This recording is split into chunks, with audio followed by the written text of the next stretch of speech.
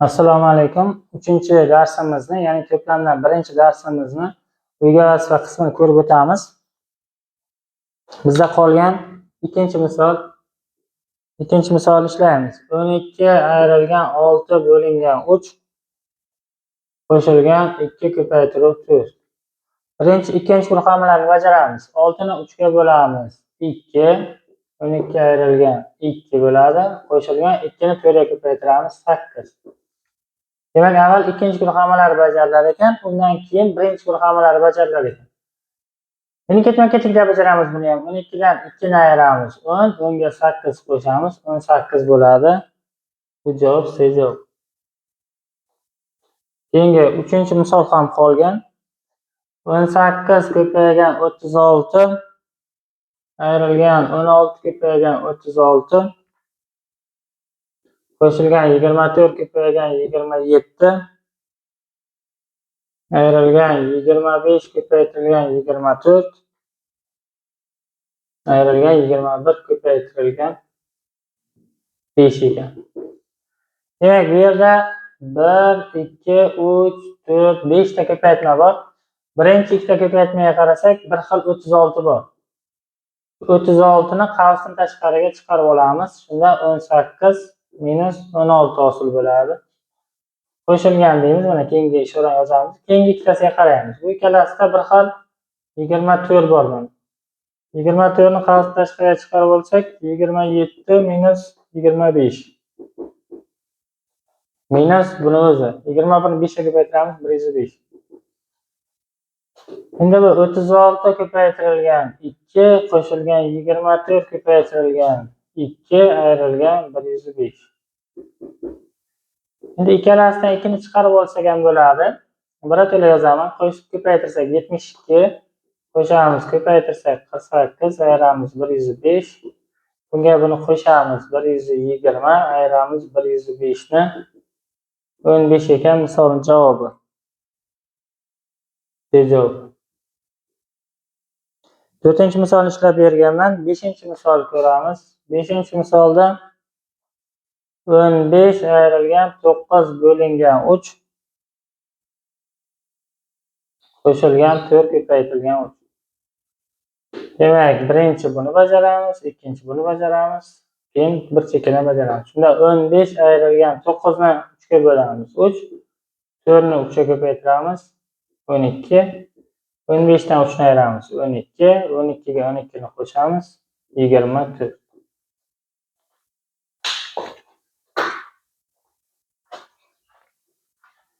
Videoni to'xtatib, misollarni yozib olsangiz bo'ladi. Keyingi 7-misol.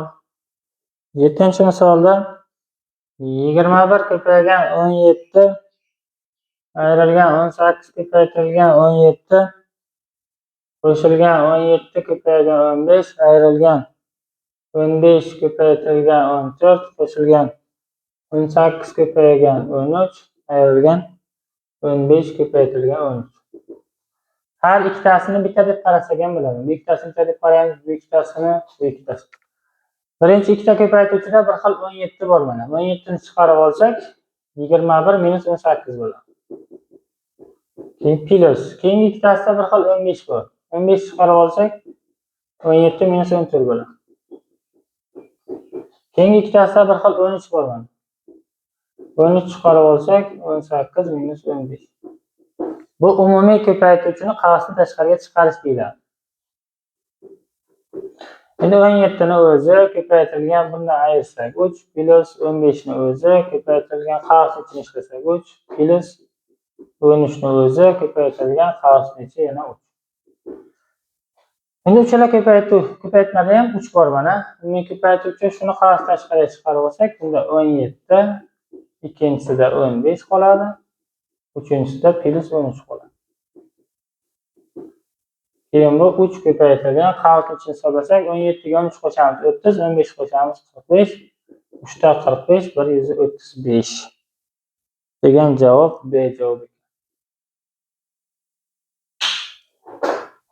8-misolni ishlab berganman.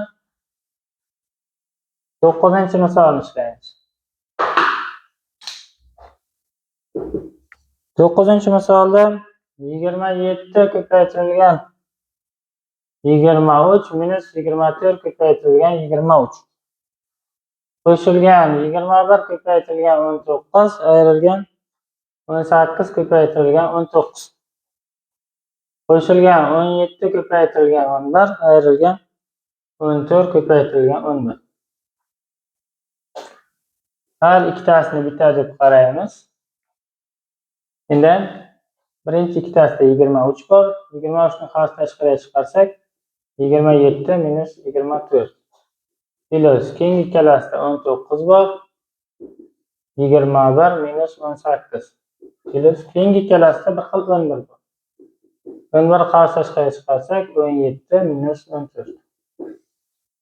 Yana misolni boshiga kelamiz. 23 ko'paytirilgan qavsni ichi 3 plus 19 ko'paytirilgan qavsni ichi 3 plus 11 ko'paygan qavsni ichi 3. Har birida bir xil 3 bor. Mana 3 ni chiqarib olsak, qavsni ichida birinchisida 23 qo'shilgan 19, keyingisida 11. Bu ikkovini qo'shsak 30, bu bilan 53, 3 ko'paygan 53, 159 bo'ladi. Javob. B javobi. Keyingi misol, 10-misolni ishlab berganman, 11-misolni ko'ramiz.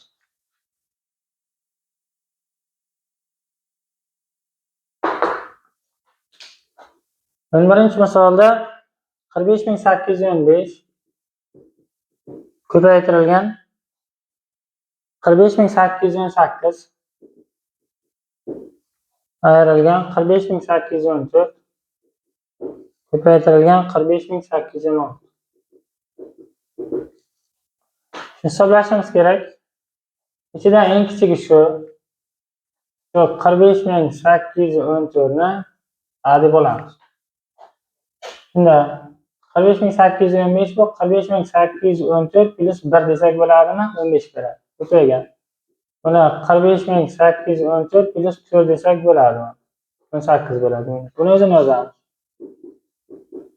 Ko'paygan, buni o'rniga 45814 plus 2 ni qo'shamiz, 16 bo'ladi.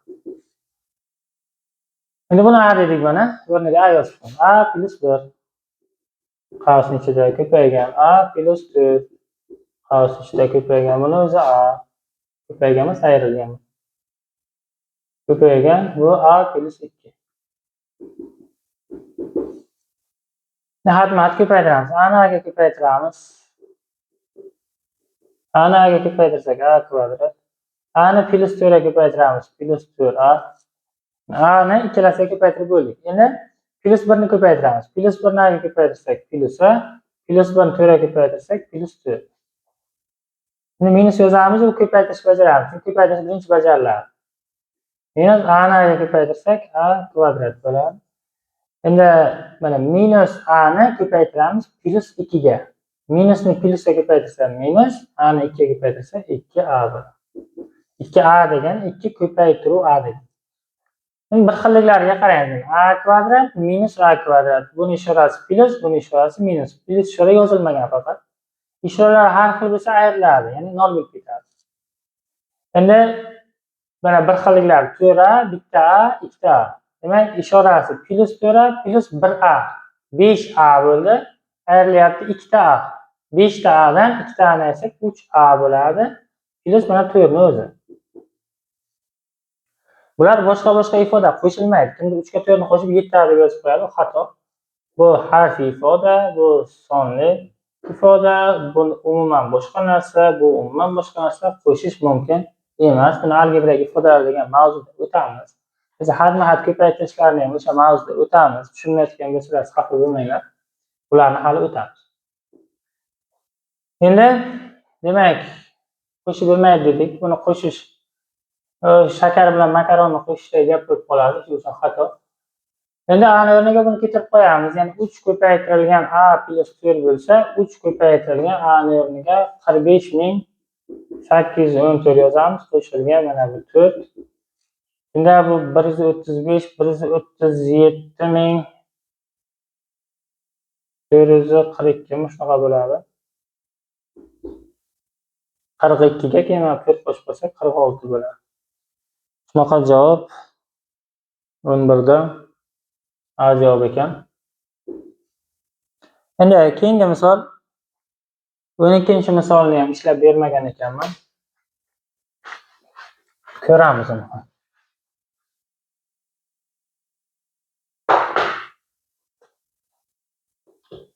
12-misolda 139 ko'paytirilgan 15 qo'shilgan 18 ko'paygan 139 qo'shilgan 15 ko'paygan 261 qo'shilgan 18 ko'paygan 261 berilgan.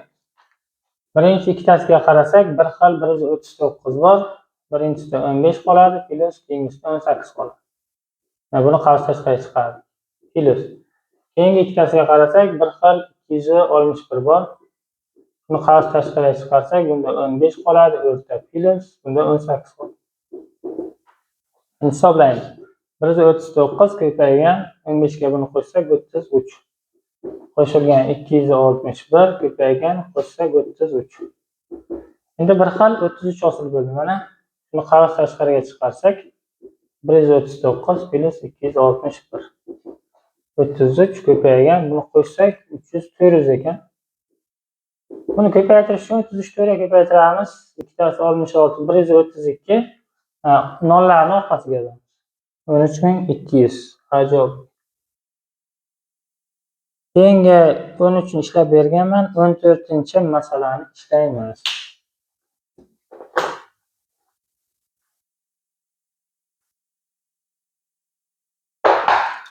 O'n to'rtinchi masalada 3680 va 5060 sonlarini degan. 3680 bilan 5060 ekan. Ikkita sonni bir xil songa bo'lganda birinchisida javob 32 chiqsa, ikkinchisining javobi nima bo'ladi degan. Ikkalasini bir xil songa bo'libdi. Endi qaysi songa bo'lganini aytmagan. Shuning uchun x ga bo'lamiz buni. Birinchisining javobi 32 chiqdi deyapti, ikkinchisining javobini o'zing top. Demak, avval birinchi tenglamani ishlaymiz. 3680 bo'lingan x teng 32 ni ishlaymiz. Bu yerdan x topib olib, keyin bu yerga qo'ysak, buni javob chiqadi. Bu yerdan x topish uchun 3680 ni bo'lish kerak 32 ga. 36 ning ichida bitta bor, 32, 48 ning ichida yana bitta bor, 32, 16, 160 da 5 ta bor, 160 desak 0. 115 chiqdi x. Biz x emas, mana misol javob topamiz. Demak, 5060 ni bo'lishimiz kerak 115 ga.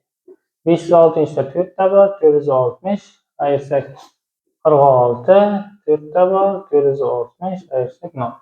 44 chiqdi misol javobi. 44 degan javob ajoyib ekan. Keyingi misol 50 dan kichik tub sonlar nechta degan 15 ta. 50 dan kichik tub sonlar 15 ta. Bular 2, 3, 5, 7, 11, 13, 15 bo'lmaydi, 17, 19, 23, 29, 31, 37, 41, 43, 47. Sanaymiz 1, 2, 3, 4, 5, 6, 7, 8, 9, 10, 11, 12, 13, 15 ta. 49 tub emas 7 ga bo'linadi, 39 tub emas 3 ga bo'linadi. Qisqasi shular.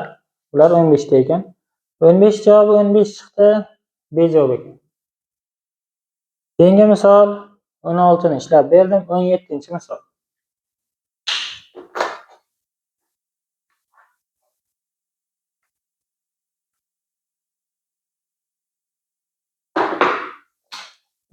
misolda 48 ning barcha natural bo'luvchilari yig'indisini toping. Bu degani 48 qoldiqsiz bo'linadigan sonlarni yig'indisini top. O'sha sonlarni qo'shib chiq degan. 48 qaysi sonlarga bo'linadi? 1 ga bo'linadi, qo'shamiz. 2 ga bo'linadi, 3 ga bo'linadi, 4 ga bo'linadi, 5 ga bo'linadi, 6 ga bo'linadi, 8 ga bo'linadi. 6 kira 8 48. Endi bundan bu yog'ini bunga qarab topsak bo'ladi. 48 4 ga bo'lamiz 12, 48 3 ga bo'lamiz 16, 48 2 ga bo'lamiz 24, 48 1 ga bo'lamiz 48. Demak, mana shu sonlar ekan. Sonlarning yig'indisini top degan qo'shib chiqamiz. 1 ga 2 3, 3 ga 3 6, 10, 16, 24, 36, 52, 76, 124 ekan javobi. Bunday javob D ekan.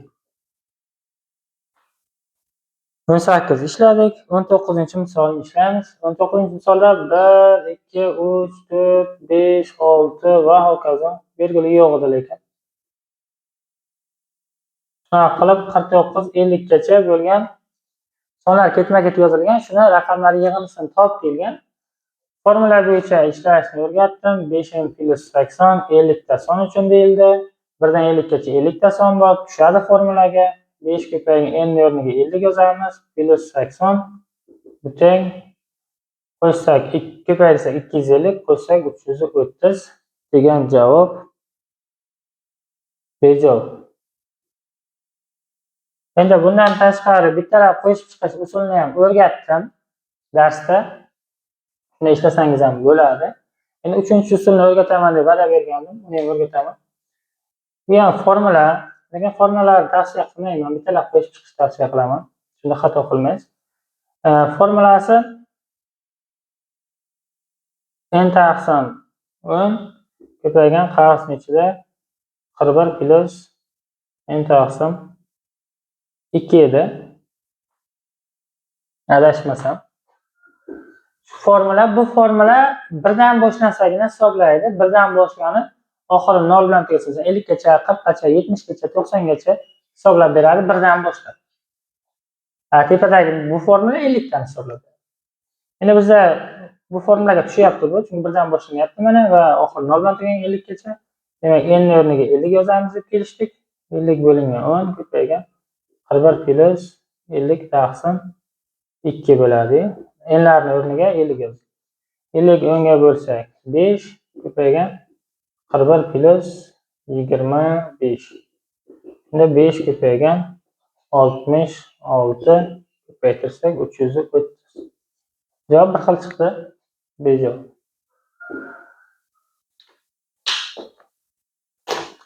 Endi bularni o'chiramiz.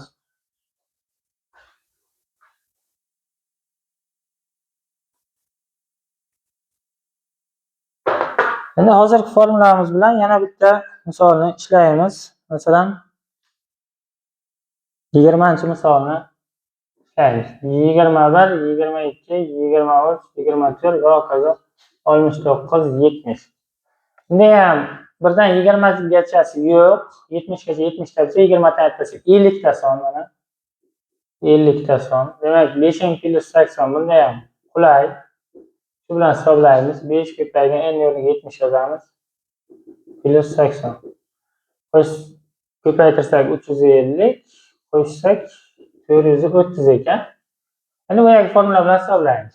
Bu yergi formula 1 dan hisoblaydi lekin 1 dan 70 gacha hisoblab olamiz. n taqsim 10 ko'paygan 41 plus n taqsim 2 degan formula bilan hisoblasak 70 taqsim 10 ko'paygan 41 plus 70 taqsim 2 bo'lsak 7 ko'paygan 41 plus 35. Niyada hisoblasak 76 bo'ladi. Keyin buni 7 kere 6 42. 4 yilda 49 53 bo'ldi. Bu nega bunday chiqdi? Bu 1 dan hisobladi 70 gacha. 20 tasi yo'q, 20 tasini alohida hisoblaymiz. 20 taqsim 10 qavsning ichida 41 plus 20 taqsim 2 deymiz. 20 ni bo'lamiz 10 ga 2 ko'paygan 10 ga 41 ni qo'shsak 51, uni ko'paytirsak 102. Endi shu qismni ayirib tashlashimiz kerak, chunki shu qismi yo'q mana. Demak, 532 dan ayiramiz 102 ni, javobi 430. Baribir 430 bo'ldi. Demak, javob bir xil chiqdi. Bittalab qo'shib chiqsak ham baribir javobi 430 chiqadi. Shu dadam aytgan maqol, eshakni bu tomondan tushsang ham yerga tushasan, narigi tomondan tushsang ham yerga tushasan, faqat yiqilib tushmasang bo'ldi. Shunda javob to'g'ri chiqsa bo'ldi mana. Bir xil chiqdi. Keyingisi 20 ni ishladik, 21 ni ishlab berdim darsda, 22 ni ishladik, 23 ekan. 23-misolda A, B, S plus D, Y, S teng ekan F, K, M, S. Shu qonuniyat bajarilsin deyapti va shuni bajarib bo'lgandan keyin biz topishimiz kerak ekan F ni A plus D-inchisi qo'shilgan B plus D ning C-inchisi. Bu ifodani javobini topishimiz kerak. Avval bu qonuniyatni bajaramiz. E'tibor beramiz. Bu yerda e'tibor beradigan jihati oxiri S, javobi ham S. S ga S ni qo'shib S chiqarishimiz kerak. Bunday holat faqat 0 da bo'ladi. 0 ni 0 ga qo'ysak 0 bo'ladi. 1 ni 1 ga qo'ysak 1 bo'lmaydi. 5 ni 5 ga qo'ysak 5 bo'lmaydi. Faqat 0. Demak, S 0 ligini bildik. 0 ekan, bu ham 0 ekan. Endi ikkita uch xonali sonni qo'shib, to'rt xonali chiqarishimiz kerak. Xohlagan misol masalan 860 ga qo'shamiz. Masalan 430 ni teng bo'ladi 1290. Shart bajarildi. 0 0 uch xonali son, javob 4 xonali, javob 4 xonali. Shart bajarildi. Endi buni to'ldirib chiqamiz. F bizdan nechaga teng? 1 ga teng. 1 yozamiz. A bilan D nechaga teng? Mana A. Mana D. Mana F. 8 bilan 4 ga teng. 8 plus 4 qo'shilgan B bilan D nimaga teng? B mana 6, D 4. 6 plus 4 S 0 mana. 0 ga ko'rinib turibdi. Shu misolni ishlab qo'yamiz. 1 ning 12-darajasi 1 kara 1 1, yana 1 ga bo'lsak 1, 12-si ham 1. 1 ning har qanday darajasi 1 ga teng plus 10 ning 0-darajasi bo'ldi. 1 plus har qanday son 0-darajasi 1 ga teng. Bu darajani qo'shsalarni o'tamiz. Shunda o'rganamiz. A ning 0-darajasi 1 ga teng. Bu qoida. Demak, buni o'rniga 1 yozamiz. Shunda 1 ga 1 ni qo'shsak javob 2 chiqadi. 2 degan javob javob. Endi siz aynan 860 430 deb olishingiz shart emas. Masalan, xohlagan 650 qo'shilgan 790 deb olsangiz ham javob chiqaveradi. 1440 bo'ladi. Keyin shu kerakli harflarni joy-joyiga qo'yib hisoblasak, javob baribir F 1 bo'lgani uchun buni har qanday darajasi 1 bo'laveradi. S 0 bo'lgani uchun mana har qanday 0-daraja yana 1 bo'laveradi. 1 ga 1 ni qo'shsak javob 2 chiqadi. Misol shu qonuniyatga asosan tuzilgan.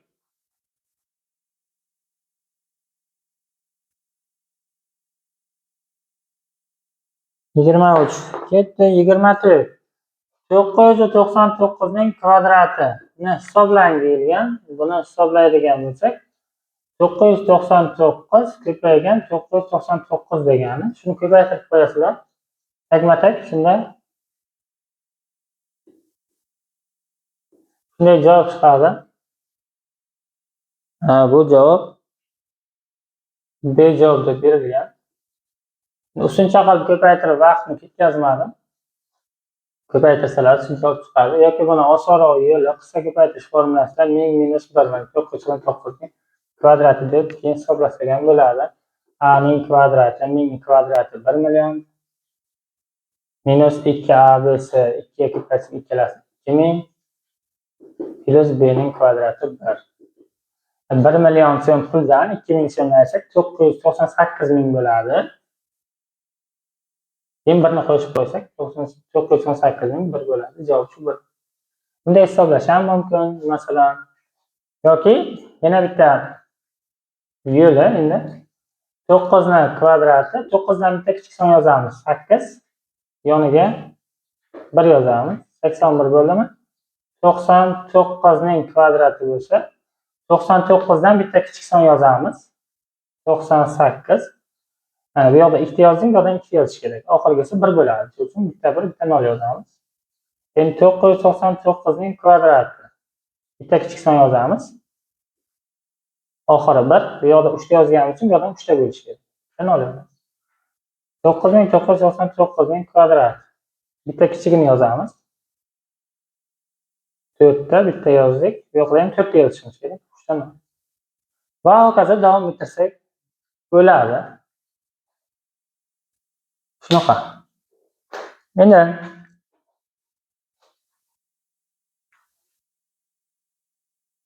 Keyingi misol ko'ramiz. 26. 26-misolda 7 ga karali ikki xonali natural sonlar nechta deyilgan? 7 ga karali ikki xonali sonlar ikki xonali bo'lsa 14, mana 7 ga bo'linadi. 21, 28, 35, 42, 49, 56, 63, 70, 77, 84, 91, 98. Nechta degan sanaymiz. 1, 2, 3, 4, 5, 7, 8, 9, 10, 11, 12, 13 ta ekan. 13 ta. Qaysi javob? B javob. Shunday ishlasa ham bo'ladi, bu oddiy usuli. Endi formula bo'yicha ishlaydigan bo'lsak, ikki xonali sonning eng kattasi 99 bo'lamiz 7 ga. Mana bu to'rtburchak qavs. Faqat javobini olasan degani. Qoldiq kerak emas, yoki kasri kerak emas. Minus endi bizga faqat ikki xonali kerak, bir xonalini ayirib tashlaymiz. Shunda 99 ning ichida 7, mana 99 7 ga bo'lsak, javob 29 ichida 4 ta bor, 28. Mana bir qoldiq. Qoldiq ahamiyati javob olamiz degan mana bu qavs. 14 minus 9 ning ichida 7 bitta bor. Buni ham javob olamiz. Ayirib qo'ysak 13 ta. Bunda ishlasak ham bo'ladi. Endi bu usul nima uchun kerak? Bu usul 7 ga bo'linadigan 3 xonali sonlar nechta deb savol bersa, shunda bittalar yozib chiqishda ko'p bo'lib ketadi. Shunda formulaga qo'ysak bo'ladi. 3 xonalisi 999 ni bo'lamiz 7 ga. Ayirib tashlaymiz 2 xonalini. 99 bo'lingan 7. Shunda buni bo'ladigan bo'lsak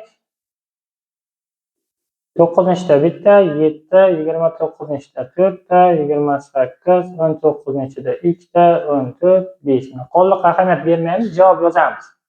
142 minus buni ham javob yozamiz, mana 14. 128 ta bo'lar edi 3 xonali. 128 ta sonni bunday yozib chiqsak, qaysidir qolib ketsa xato bo'ladi yoki sanashda xato qilishimiz mumkin yoki juda ham ko'p vaqt ketadi bunda. Bu qulay.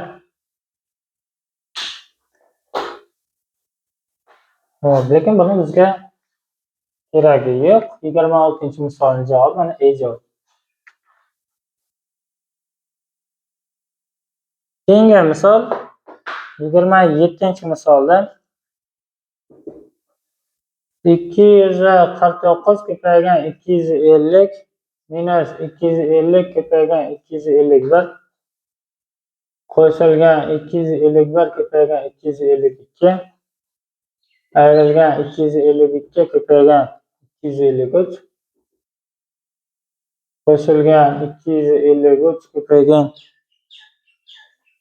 254 minus 254 ko'paygan 255.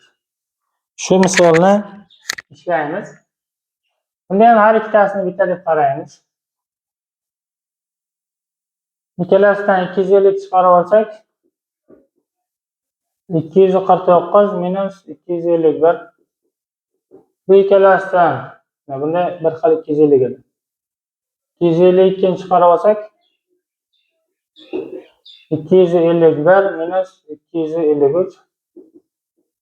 Keyingi ikkalasidan bir xil 254 chiqarib olsak 253 minus 255.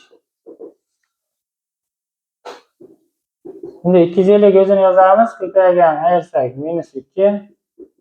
252 ni o'zini yozamiz, buni ayirsak minus 2.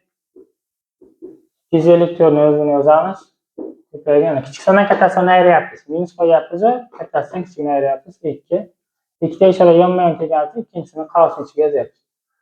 Buni har birida minus 2 bor. Minus 2 ni qavsni tashqariga chiqarib olsak 250 qo'shilgan 252 qo'shilgan 254. Buni minus 2 ko'paygan, bu uchovini qo'shsak 250 dan uchtasi 750, 2 ga 4 qo'shsak 6. 750 ga 6. 750 dan ikkitasi 1500, 6 dan ikkitasi 12 minus 1512 degan javob javob ekan. Va yana ikkita misolimiz bor ekan. Ularni ham ishlaymiz.